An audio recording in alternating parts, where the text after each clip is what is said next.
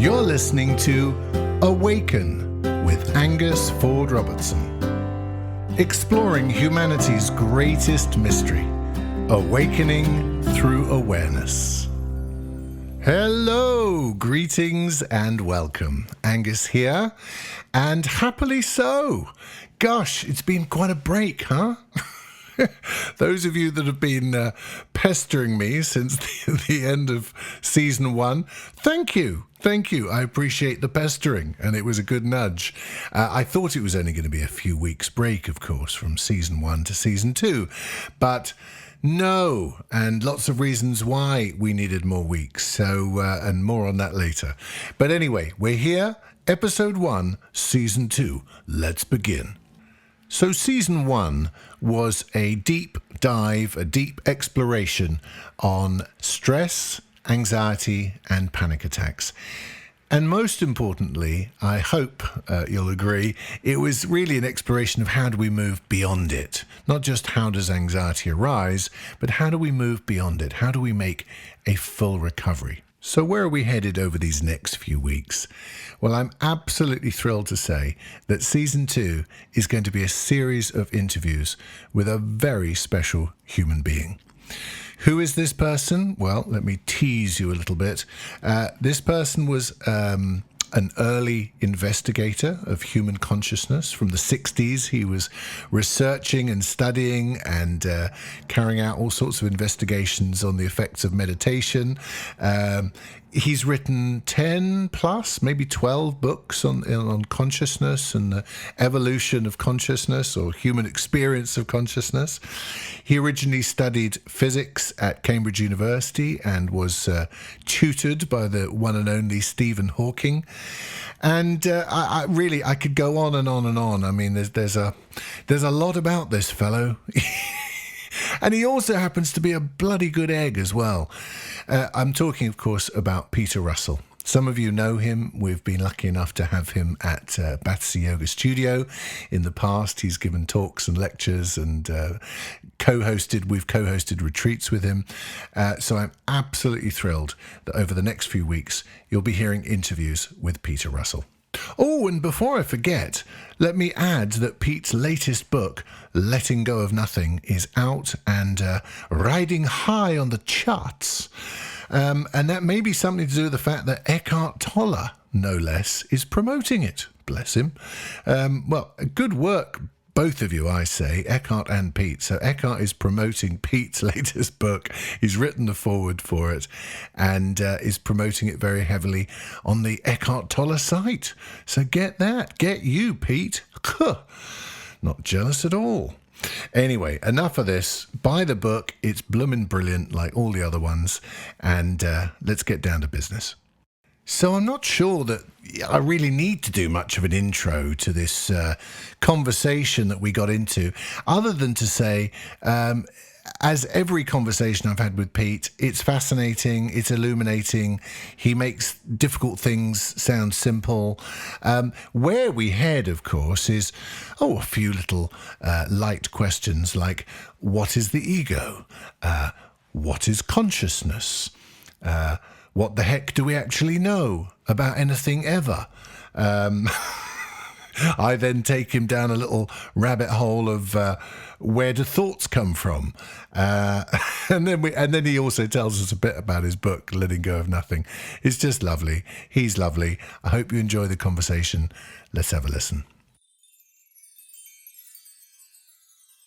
It feels quite indulgent being in this chair, Pete. I'm sort of I'm in the proper chair. I'm supported. I've got the cans on. No, I think that this first issue that's coming up around ego feels spot on. So if I can just start by saying, it feels like everyone in the world, in the spiritual world, has a slightly different take on ego, Pete. That's my feeling on it. And I think it can get very confusing for a lot of people out there to really know where they stand. What does ego mean? I mean, Freud had a take. Eckhart definitely has a take. Everyone's got a slightly different slant. So I would love to know, where are you on ego? What is it? What does it mean to you? Tell us. Right. Okay. Yes, you're right. There's many, many different slants. And the way I see it is, well, first of all, ego isn't a thing. There isn't an ego. We talk about an ego or my ego or another person's ego like it's some thing that's there. But when I actually look inside myself, I don't find a separate part of me. People talk about the ego as a separate self. I don't find a separate self that's called ego. I find my sense of self, my sense of being, the I that's there. And I find what I might call sort of egocentric thought patterns or feelings, so that there's an egocentricity there.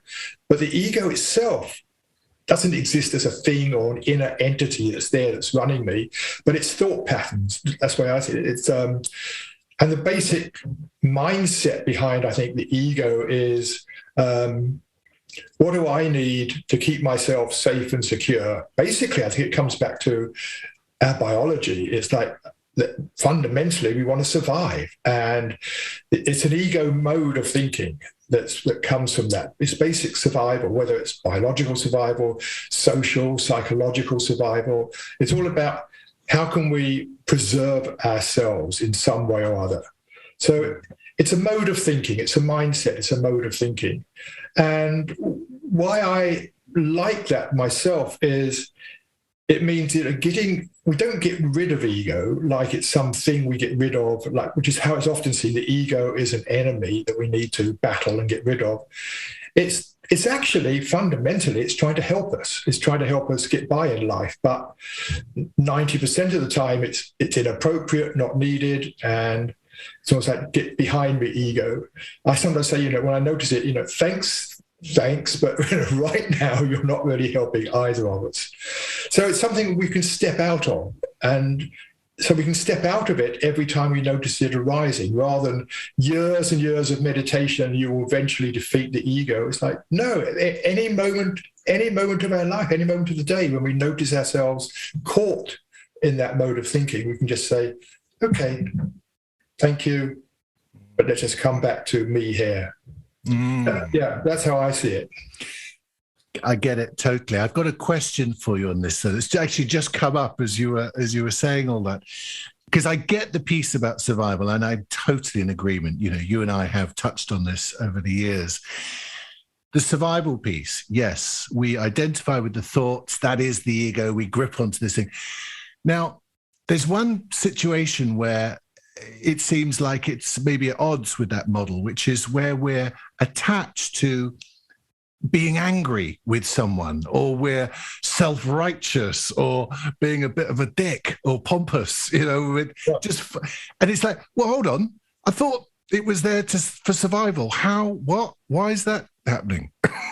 Well, I think it's still survival. It's more sort of personal survival, in a sense of who I am. I'm important. I'm more righteous or whatever, and so that person's a dick, which means I'm better in some way or another. And the feeling of I'm better is like reinforcing my sense of who I am in the world. So it's like survival of my social identity, or you could call it something like that. That's going on. So it's not just about physical survival. I get it, and I totally get it, but I think there's a distinction here between real survival, and obviously the mind and the brain is really invested. It is a survival mechanism. It wants the organism to survive. But the ego is in the survival of a false, aggrandized, non-existent, non-real entity. Yes. Which is actually self-defeating. Absolutely, yes. So we do have a slight dichotomy here. Well, I don't think it's obviously not all about survival in the physical sense. Let's see. Just say it again, the last bit you were saying again. Well, it's just around. So if we're totally in agreement that fundamentally the ego is there as a survival mechanism, we have the capacity to think. We're also fully in agreement that our attachment to thinking is the problem. That's when we start to work on spiritual issues and see that we have to separate from the thoughts. They're not my thoughts. They're just conditioned, inherited patterns. Right. Yeah. Now, so completely on the same page with you through all of that. I'm sort of just a bit tickled by this slightly curious anomaly that while the ego is fundamentally there for survival, it's also curiously there because it's maintaining a false image, a false self. It's actually self-defeating because it leads to such suffering and such, well, in the worst case scenario, it can lead to self-destruction. If we are that, take the Hollywood A-lister who's got this idea of themselves on this, sexy rock and roll lifestyle, cocaine, motorbikes, girls, whatever it might be, and it destroys them. Hold on. I thought you were saying it was, not you, one. I totally get you. And this is the reason why I think we should be vigilant against the ego mode, because it's that way of thinking gets then hijacked and applied to other situations where it's totally inappropriate. And yes, it's not in our best interest. I would actually say most of the time, the ego mode is not in our best interest. It causes us to, maybe say things in a relationship that are not actually that helpful, to do things that are not helpful. It takes us over. This mode of thinking is in control. And I would probably say in control, 80, 90% of the time. Yeah. And it's totally counterproductive in those situations. Totally. Yes, absolutely. Yeah, no, that's a good response. Thank you. It's I suppose it's just curious because it is fundamentally there for survival, and yet when it gets out of control, it's really detrimental to our survival. Right. Maybe I would actually, maybe survival is too strong a word. I mean, that's where it comes from initially, but I think I prefer keeping us safe and secure. So it's trying to look after us. So survival is, yes, that's where it goes back to biologically, but it's trying to look after us. It's trying to make sure our lives are okay, our lives work out, that, people like us, that we get done what we want to get done, that we actually, we continue in this world on a comfortable path. Yes. That's what it's trying to do. Yes. Beautiful. Now this leads, Pete, into the natural segue, which is the ongoing discussion, consciousness. Yes. Who wrote the book Conscious? Who was it? It was someone's, can't remember. Do you know the book Conscious? It was written... Not well. I've heard of it, but I don't know it. A little while back. Yes, it'll come to me shortly. I'll try and remember it. But she's a journalist, but she wrote a good, decent piece, a sort of a 2-hour, 3-hour read on the history of humanity's understanding or beliefs in consciousness. And it seems to me fundamentally that there's only really two ways of viewing consciousness.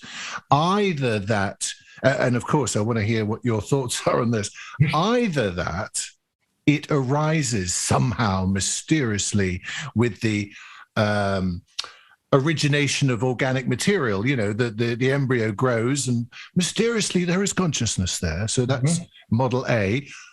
Or model B, there is consciousness and we are in this perhaps sea of consciousness. We are physical form arising in and experiencing consciousness. So as I understood it, it was a couple of years since I read it, but that was the gist. That was the dichotomy before us. Right. Tell us, where are you at with this? You've had a long time to think about this. Right. In some ways, I'm not with either of them. I know they're the two standard views. Okay. But, you say we somehow experience consciousness. Hang on. What do we mean when we say we experience consciousness? We are conscious of consciousness. It's like to say we experience consciousness is assuming that consciousness exists somehow separate from our experience. But it is what we experience with. And I think part of the problem here is we use the word as a noun. And I think as soon as we use the word as a noun, we get into trouble. And I think that's in all the scientific research and a lot of the philosophical stuff. It's all talking about this thing called consciousness. Now, when you add any SS to any word, you're taking an adjective and turning it into a noun so that you can talk about it. But the noun doesn't exist. I mean, like happiness, we talk about happiness. Happiness isn't a thing that exists. Being happy definitely is an experience we know. And so being conscious, what we're talking about is the fact that we are conscious, and that we all know for sure. For the one thing we know for sure is that we are conscious, we are aware, we have experiences. And so that's the way I tend to look at it. It's like we don't need to define consciousness or really work out, does it come from matter or not? The first step is to come back and recognize this is my fundamental reality in experience.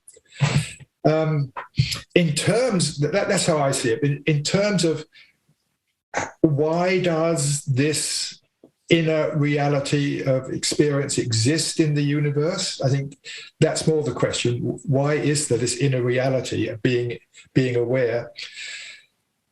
Who knows? I have spent years writing about it, giving keynote speeches on it at conferences. Good work if you can get it, Pete. Good work. It was. And then about 3-4 years ago, I had this sort of awakening. It's like, what the fuck do I know? Mm-hmm. I could be very good at arguing my side of the debate, and I could other people who had their side, I could see why they were wrong. I could argue against them very cogently, and I think that's why I got quite popular, because I could really make my case strongly and clearly and logically, etc. And then, what the fuck do I know? And so I've actually stopped talking about that subject in terms of, does it come out of matter? Or does it emerge from matter? Does it pre-exist? Is the whole universe conscious? Is it there as a sort of proto-consciousness in all things? I really don't know what the answer is. There was a very interesting article I was reading a couple of days ago, New Scientist, which was posing another theory of consciousness, which was all about, I won't go into it, it's all about events rather than things. I thought, oh yes, that's interesting. And my sort of argument in but what they're not seeing is this. So, Yeah.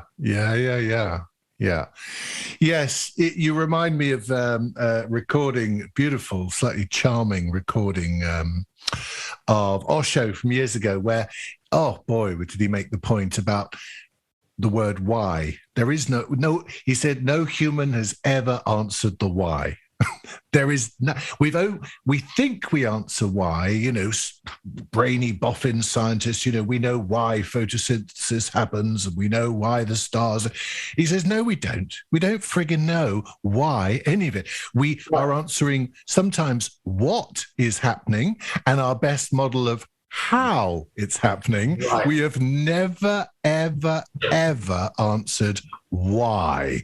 We don't know why plants turn sunlight and this into that and that, and we just don't know.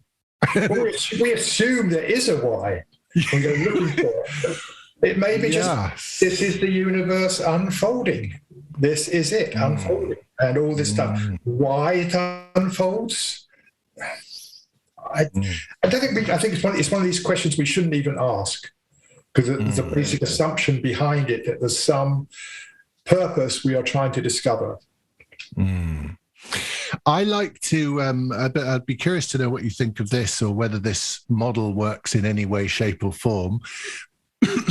I'm quite a fan of observing what we humans do and the things we've created, particularly in the last century, and then seeing how that is a reflection of another more natural, let's say more, universal principle. Take the humble transistor radio and waves, signals, waves, and it has an aerial and it can pick up the waves. It doesn't make any music. It doesn't have an orchestra in the radio, but it is an entity that can pick up a signal, a greater, grander signal, and transmit it. And I wonder how that applies to the human brain and thoughts and consciousness. Right. I mean, the question you're pointing to is like, does the human brain pick up information from beyond this actual body? Only completely, yes. You see, I'm not really a believer anymore that I make thoughts. Right. We don't. Thoughts appear, thoughts occur. Yes. And could this be the radio? He says, tapping his head. Well, I don't see it that way. Maybe we are seeing it the same way, but I come back to there's perception going on all the time. So, that's coming in through our senses. And so we create this image of a world out there. And we have language, and we talk to ourselves inside as well, which I think is a lot of thinking is coming from that. Where that comes from, I think, is, our needs, partly we were talking about the ego earlier, the ego mind has a lot of agendas, and a lot of our thinking gets caught up in the ego mind. Anyway, so I see thoughts are arising in ourselves from unconscious needs, wishes, etc., or stimulus. The other day I saw this unusual bird in the garden, and I thought, okay, what is that bird? What is that bird? And it's like, I suddenly realized, hang on, there's this beautiful bird here. I don't know what its name is. Who cares? Let me just enjoy the bird. But just how stimulus in the environment can trigger thoughts is that in a bit of me that wants to know, wants to understand, which is great. But like, hang on, you're getting in the way of me actually enjoying this unusual bird. So I don't know, but go on. I mean, does that fit in at all with what you're talking about, or are you talking about something else? Well, no, that's there's tons of avenues from this. I mean, to your last point, of course, Krishnamurti famously said that, didn't he? He said about the bird, exactly. I think he said, teach the child the name of the bird and it'll never see the bird again, which was a rather beautiful observation to your last point. But I think where I'm heading with the radio and the orchestra transmission and so on analogy is, I don't know that I don't feel convinced that we are originating our own thoughts, that we are in a field and we are collectively. I mean, we see it, of course, at the beginning of a nationalist movement or a war or whatever. Millions of people, or at a football match, can turn on a dime. And the mind can pick up on a frequency and an idea and get behind something. Isn't there a thing called the 100th monkey syndrome where sort of monkeys learn things? Yes, that was Lyle Watson got on that band. Yeah. Actually misrepresented the data. Okay. But I think the prior points still, for me, stand that we have a sort of collective consciousness and a collective thinking that can happen. I think we've also just seen it 2 years ago with a pandemic and government messaging. So I suppose I'm just putting a big fat question mark over the uniqueness and individuality of thoughts, or whether it is actually mass frequencies, vibrations, signals that we tend to pick up on things. Yeah. Who knows? But what I do know, I certainly sympathise with that point of view, and it may well be something that's going on some sort of collective consciousness level. I do sense that, and it feels like things are going that way. That's how it feels, and ultimately, I don't know. But yes, I get what you're saying. Well, and you've written about it and I shall be plugging your books fiercely on the intro to these recordings. But the one that I loved he says now, trying to remember which one of the two you wrote this in, but where you were talking about the internet and the birth of the internet and how this reflected this global interconnected thinking. Now, just before you add and respond to this, can I say, I'm aware that as humans, we create stuff that is the mirror of reflection, if you like, of what we are. You know, almost everything we create is a fractal expanded out there. If you get my gist, you know, we have a fist and then we can create a hammer. Oh, that's a better hammer. There we are.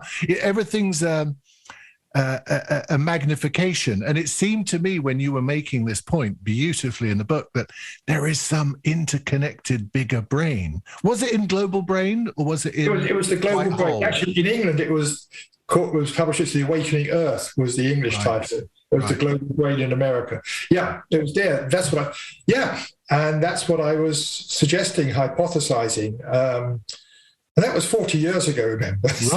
Right. Well, good on you. Amazing. I was a lot more certain back then. But it seems to be this radio signal orchestra idea. Yes. I was. Well, what I was suggesting there was that there was a collective consciousness arising beyond human beings through the internet. The parallel I was drawing was how the brain develops and how the internet, even back then, before it was called the internet, how the network of computers was growing, and I could see parallels between the way the brain developed and the way the internet was developing, and now has developed, and it's been amazing to watch that over the last 40 years. And so I was hypothesizing that just as our own brain activity gives rise to my particular set of experiences, if you say consciousness, if you like, would the same thing be happening on a planet? Would it be happening on a planetary level? And would we actually know about it? And I was thinking, well, does a nerve cell in my brain, if we get the hypothesis it is conscious in some way, does it know about the collective consciousness of all the billions of nerve cells in my brain, the collective consciousness that I call me? Does it know about that? Maybe not. But how would it? I would say, but it would notice the effects of it, because it would notice a sort of synergy effect, that things would actually go better if there's consciousness there. Things would go better for the whole organism, etc. And so it might notice coincidences happening. And so I was hypothesizing that if this were developing, then what we notice would be more synchronicities, more coincidences happening in our life. Well, and it could be, well, I think what you're saying is, well, is there also are we tuned into each other and a greater field? Yes. I think we probably are. I think we probably are. It feels that way. It does to me. And I'm sort of excited to hear you say that, Pete. Now, listen, I'm conscious of time. I've genuinely got now about 20 more questions, not just 5 more. So we are going to continue this and hopefully make it a series. But before you go, can you give me a little synopsis of the new book that I'm thrilled to see that Eckhart is promoting wildly in the States? Your new book is out and riding high. Tell us name, title, premise, and why we need to buy it, please. Right. You need to buy it so that your life will be happier, better, you'll feel better and more alive. And it makes you sexy. You're more awake. Maybe that as well. Good. Glad we cleared that up. You'll stop smoking and lose weight. Great. There you go. And maybe a few other things I haven't thought of at the moment. Okay. It's called Letting Go of Nothing, which is a deliberately provocative title. But the reason behind that is, we think about letting go. We think I've got to let go of this relationship. I've got to let go of, my money or something, or I've got to let go of even, this emotion that's there. Even those are like mental things. We're not actually letting go of things. What we're letting go of always is a way of seeing things, That we're letting go of a mindset, we're letting go of how we see things. Like if it's a relationship, we have a certain way in which we're seeing that relationship and what it means or doesn't mean or all that. So we're letting go of a way of seeing the relationship. And the way of seeing something isn't a thing we actually experience. Like if you put on blue glasses, you see the world as blue, but you don't see blue glasses everywhere. And it's the same thing. The way we see the world is something that is behind all our experience. It's a mindset which conditions our experience. And so it's a no thing. That's sort of the pun. What we're letting go of is a no thing, which is the way we see things. What it's about, it's a personal account of my own exploration of letting go over my life, which has been a theme ever since I first started getting interested in meditation, since I realized letting go was important. And over the years, it's just come more and more to the fore as the essence of things. And almost every spiritual tradition talks about letting go in one way or another, whether it's about, renunciation of material things or forgiveness, which is really letting go, whatever it is, surrendering to the divine. Letting go is there.